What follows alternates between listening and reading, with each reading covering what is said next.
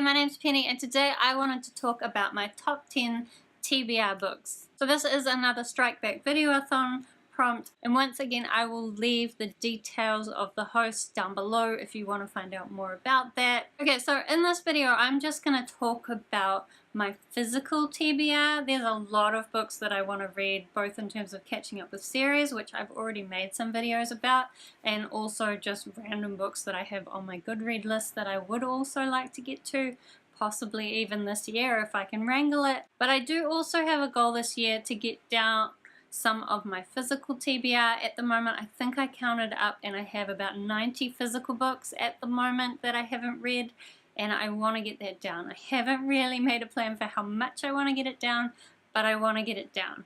And I do have a section on my bookshelf which I think you can just see down here.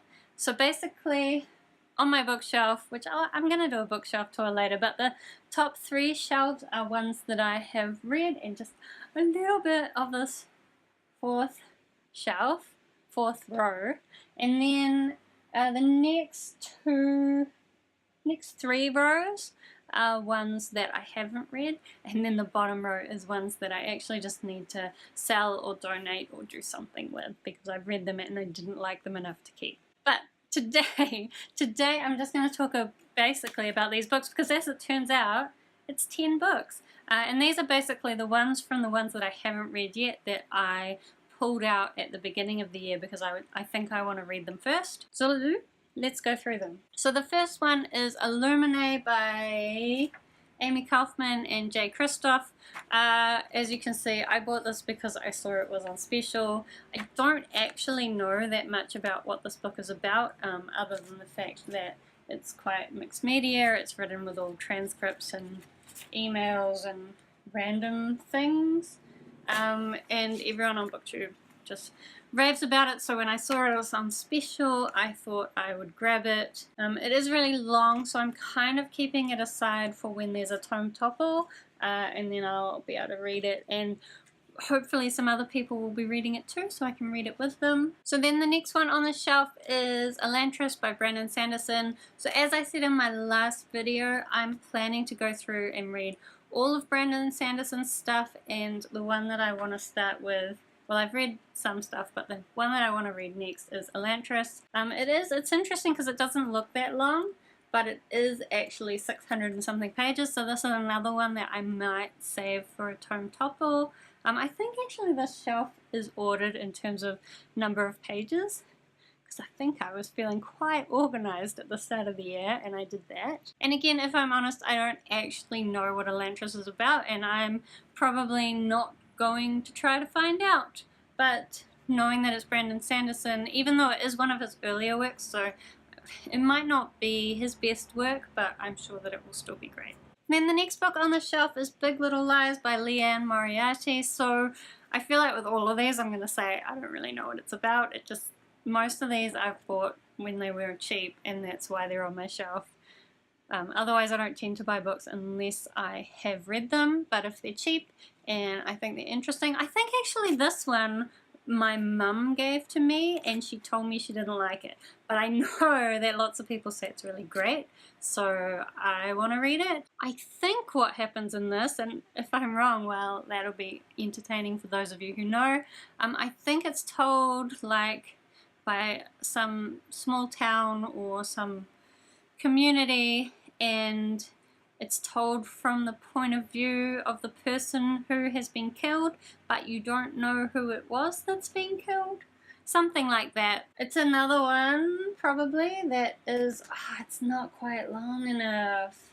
It's only 470 pages, so it won't be long enough for a tome topple, but it's still pretty decent, so I will have to fit it in at some point. The next book is Nancy Boys by Neil Gaiman. So I don't really know much about this except that I believe most of the characters are people of color, and that's all I know. I have read a couple of other things by Neil Gaiman. So I read American Gods, which is up on my shelf somewhere. Maybe you can see it before me. Am I pointing right at it?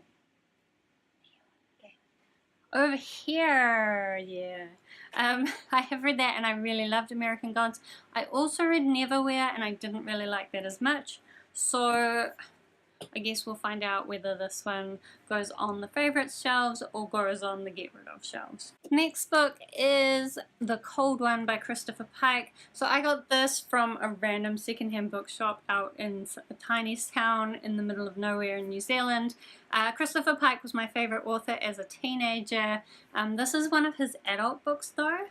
And I actually don't know, there is a chance that I did read this at some point, but I'm not sure. And again, I don't really know what this is about. All of Christopher Pike is kind of like wannabe Stephen King, so it'll be that whole supernatural mystery horror kind of thing going on. I really hope that it won't be as disappointing as the Christopher Pike books that I read recently, the Thirst series, because I really want to keep my teenage nostalgia alive, but we'll see how it goes. In the next book, I know that I have been saying I don't want to start any more series, but based on my planning, I believe that I should be able to start some new series later in the year. And I've had this one on my shelf for a while and I do want to read it, and that is Miss Peregrine's Home for Peculiar Children by Ransom Riggs. So I've watched the movie of this book and I absolutely loved it. I hope that they're going to do movies for the rest of the books. Otherwise, I'm going to be really disappointed. But I haven't seen anything more about that. Basically, this book is set in a world where there are portals through to particular periods of time. This boy Jacob discovers one of them, and through it he finds some children, peculiar children, who are hiding on a particular day in Miss Peregrine's Home for Peculiar Children. So peculiar children are basically just have different weird abilities, some of them useful, some of them not. And really Ransom Riggs based this story on just a bunch of weird photographs that he found of different like freaks and old creepy photos. So there's throughout the book there's all sorts of creepy photos. I really enjoyed the movie and I like the idea of the book, so I'm really hoping that I will enjoy this too when I get to it. And I'm hoping that when I get to it, I'm just going to read the whole series in one go, because I'm not letting myself get in a situation again where I have lots of series in progress. Okay, then the next book is Conrads Fate by Diana Wynne Jones. You can see down here, I also bought this one on special, and actually I think I didn't buy it on this special. I think I got it from a book fair.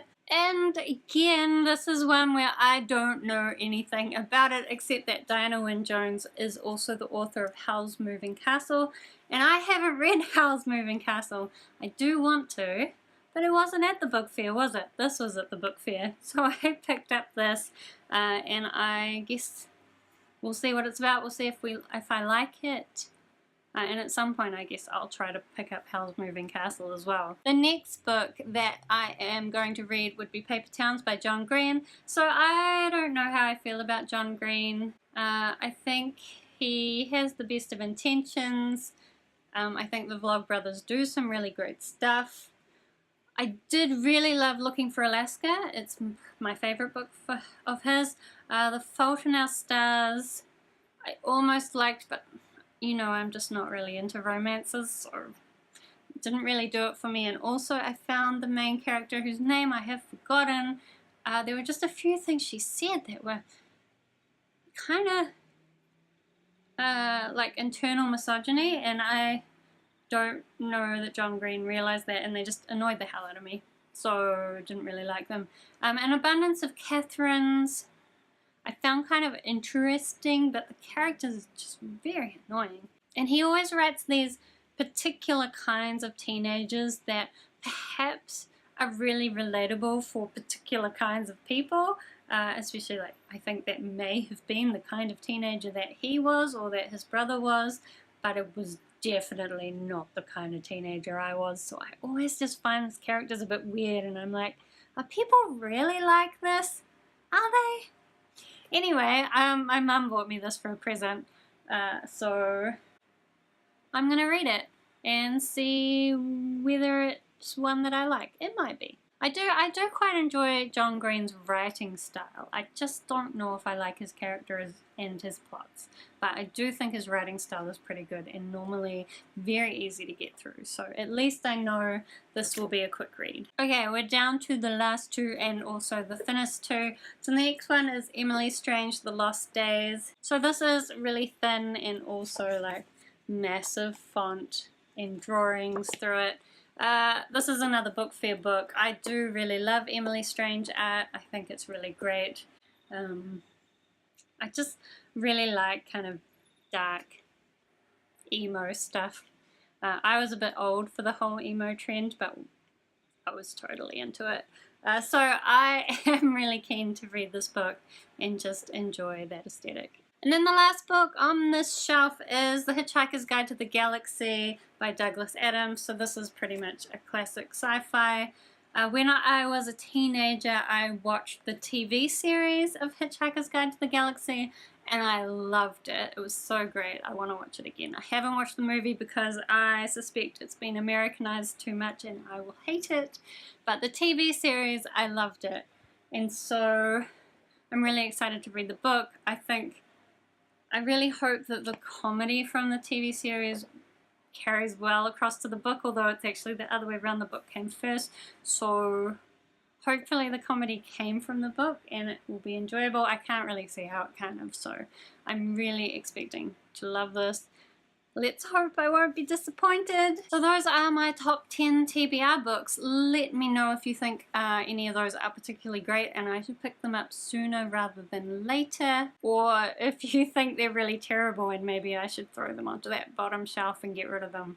I probably won't do that, but it's always a possibility. I did say that I wanted to get the 90 books down, but I didn't say how, so just getting rid of some of them could be a strategy if I end up running out of time. Anyway, I hope that you are having a wonderful day and I will see you next time.